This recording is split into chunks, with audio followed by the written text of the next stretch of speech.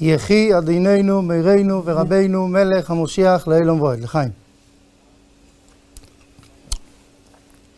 עם ישראל עומד בסיטואציה בלתי אפשרית.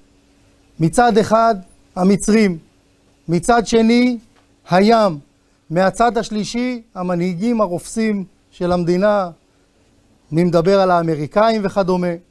ואז החבדניקים נחלקים לארבע כיתות.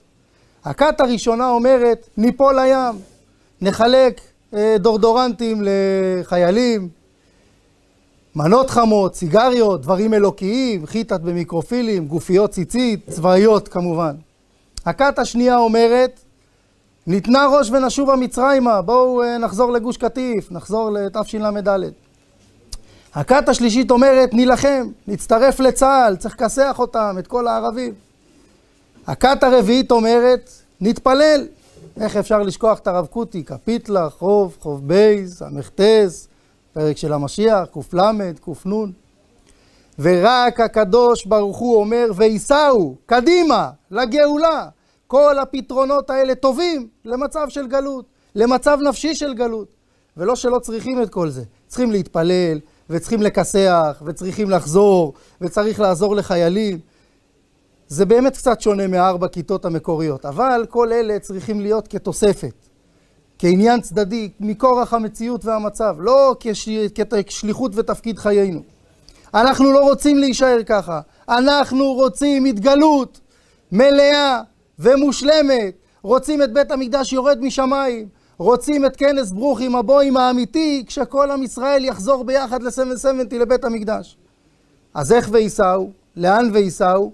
בשביל זה יש ווייז, שיכוון אותנו, שלא להתבלבל, גם כשקשה וגם כשקל. עם ישראל נמצא בסיטואציה הפוכה, שנות הנפלאות, גילוי אלוקות בלתי רגיל, חב"ד בתפארתה, שלוחים נמצאים בכל העולם, הופכים את העולם, בונים, פועלים, עושים. המלך המשיח שליט"א שופך גילויים בקצב בלתי רגיל, שיחות ודולרים ועוד שיחות ודולרים וקונטרייסים, והדיבורים על משיח שמתחממים ומתלהטים מיום ליום. רק עכשיו עם ישראל ראה במו עיניו את הניסים, את התגשמות הנבואה של המלך המשיח במלחמת המפרץ. הכל נראה ורוד, מוצלח מתמיד. ואז המלך המשיח מגיע ואומר, הכל היה ללא הועיל. מעכשיו צריך לקחת אחריות. איזה אחריות? מה נעשה? איך נפעל גאולה? מזל שיש ווייז שמכוון אותנו מה לעשות. כן, כן, הווייז זה הרבי שליט"א המלך המשיח בכבודו ובעצמותו. קצת יותר משבוע אחרי השיחה ההיא, בשבת תזריע ומצורע, הדבר מלכוס נפתח בהתייחסות ישירה לשיחה של האחריות. וככה אומר הרבי שליט"א המלך המשיח. בהמשך למדובר ומודגש ביותר בזמן האחרון ממש, על דבר הצורך בפעולתו של כל אחד ואחד מישראל, לעשות כל התלוי בו, להביא את משיח צדקנו בפועל ממש תכף ומיד ממש, ומיד הרבי שליט"א המלך המשיח מורה את הדרך. באיזה דרך לנסוע? לא בדרך משובשת, לא בדרך ארוכה וקצרה, לא בדרך קצרה וארוכה. לגאולה נוסעים בדרך קצרה ומהירה, או יותר מדויק, בדרך הישרה, הקלה והמהירה מבין כל דרכי התורה. ומה הדרך הזאת? לימוד התורה בענייני מלך המשיח ובענייני הגאולה שנתבהרו בריבוי מקומות. חסידים, תמימים, חייבים ללמוד גאולה ומשיח. איזה ביטוי יכול להיות יותר מופלא מהדרך הישרה? מישהו פה רוצה ללכת עקום? אנחנו צריכים להכריע את המערכה, לנסוע קדימה, לא להיתקע בתשל"ד ולא בתשנ"ד, ואנחנו בתשפ"ד, בימות המשיח, בגאולה, רוצים הכרעה סופית. הדרך הישרה היא לימוד גאולה ומשיח, ולא רק לעצמי, לא רק בעשרה, אלא גם ללמד אחרים, להסביר. בשיא ימי הנפלאות, כאשר כל השלוחים התאספו ובאו מכל רחבי תבל, כשהם מאושרים על העבודה הנפלאה שלהם, הרבי שליט"א המלך המשיח הסביר שעכשיו נשארה רק עבודה אחת, לקבל פני משיח צדקנו. ואיך?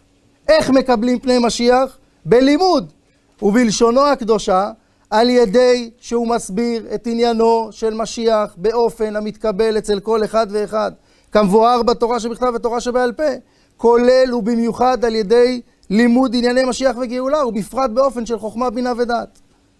ורק כדי להעביר למי שלא בטוח, אז המלך המשיח אומר, והיות שזוהי העבודה בזמן הזה, הרי מובן שזה שייך לכל אחד ואחד מישראל, ללא יוצא מן הכלל. הרב פיזה משדרות סיפר לי פעם שהוא היה ברחוב בזמן של אזעקה, והוא החליט לעמוד ולהסתכל מה כולם עושים.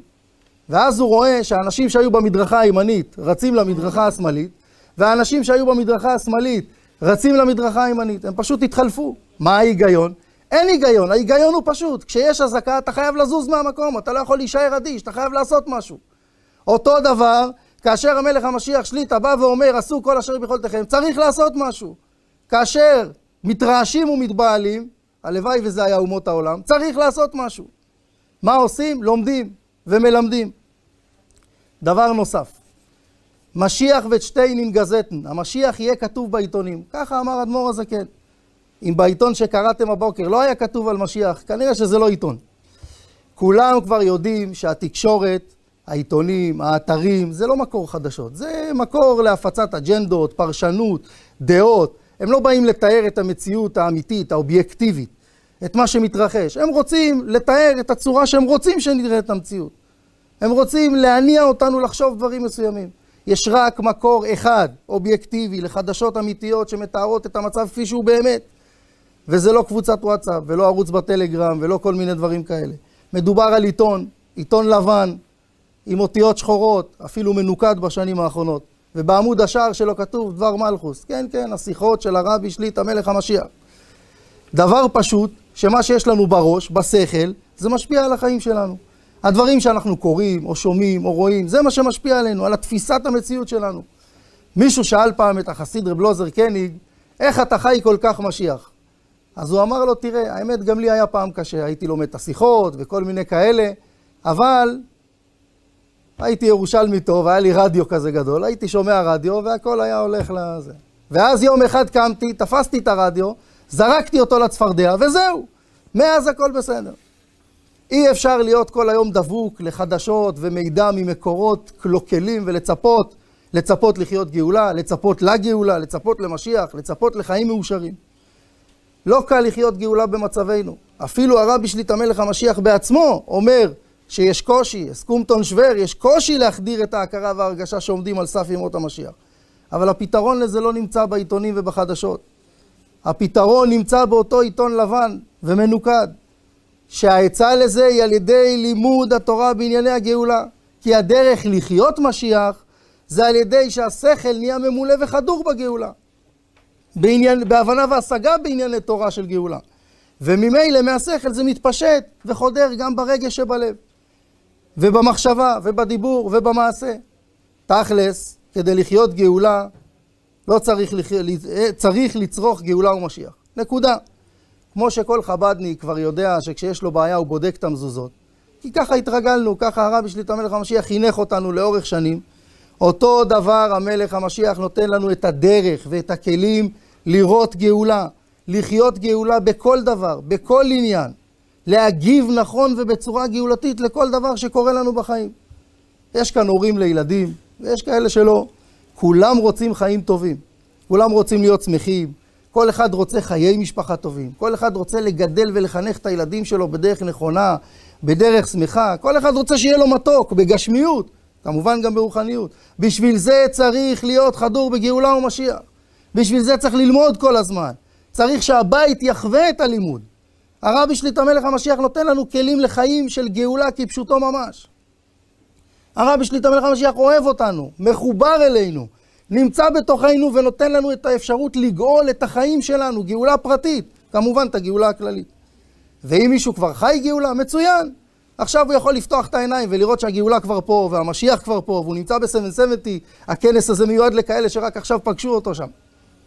איך הוא עושה את זה? איך הוא פותח את העיניים? על ידי לימוד גאולה ומשיח. אז מה תכלס? כל אחד חייב לעשות, ללמוד גאולה ומשיח. האמת, לצערי הרב, אני לא יכול להגיד שכל יום אני לומד גאולה ומשיח. זה קשה למצוא את הזמן, לא תמיד זה קל, חומרים רציניים, זה כבד, ספרים ארוכים, זה קצת מסובך. אבל האמת, בימים האחרונים, בשבוע האחרון, זכיתי ללמוד כל יום גאולה ומשיח. ולא רק בזכותי, אלא בזכות הדברים שהרבי שליט"א מלך המשיח אמר על מלכות שבתפארת, ומכון מלכות שבתפארת, שהוציאו עכשיו ספר נפלא. האמת היא שספר נפלא זה לא מספיק, זה תיאור לא מספיק חזק. לראשונה, אני אומר באופן אישי עליי, לראשונה יש לי ספר שמתאים ללימוד כל יום, זה לפי תאריך, אני לא צריך לזכור עד איפה הגעתי אתמול ולא לאיפה אני אגיע מחר, ולא לעשות איזו חלוקה לעצמי שאין לה גבול ואז כל יום זה מסתבך, זה מחולק לפי ימים. ולא רק לקרוא פתגם וללכת, זה ללמוד לפי נושאים, לפי עניינים, זה ערוך בצורה מסודרת, זה לימוד מסודר. אבל זה לא ארוך מדי, זה משהו הגיוני שכל אחד יכול כל יום. מעלה נוספת שיש בספר בשבילי, שאני פוגש הרבה אנשים מקהלים שונים, זה שהוא מביא את ענייני הגאולה מכל חלקי התורה. תורה שבכתב, ניגלה, מקורות בחסידות, ספרי גדולי ישראל השונים, ככה שאני תמיד יכול לקחת משהו ולהנגיש אותו ולהעביר אותו הלאה לאנשים, בהתאם לדברים שאליהם הם מתחברים לקהל המגוון. אפשר ממש, אני עושה את זה בערך, לייסד שיעור בבית עם המשפחה, עם הספר הזה, וכמובן עם מקורבים וכו'. וכמו שהרבי שליט"א מלך המשיח אומר בעצמו, שכל אחד ואחד מישראל, האנשים, יושבי עסק, יושבי אוהל ובעלי עסק, וכן אנשים והטף, עליהם להוסיף בלימוד התורה בענייני משיח וגאולה. ולהורים שבינינו, אז גם אם לא הספקתם ללמוד יום אחד או פעם אחת, לפחות תדאגו שהספר יהיה מונח על השולחן. זה הספר, הדרך הישרה, כן? שהילדים ידעו שאבא שלהם מונח בנסיעה לקראת הגאולה בדרך הישרה. יחי אדוננו, מורנו ורבנו, מלך המשיח לעילום ועד.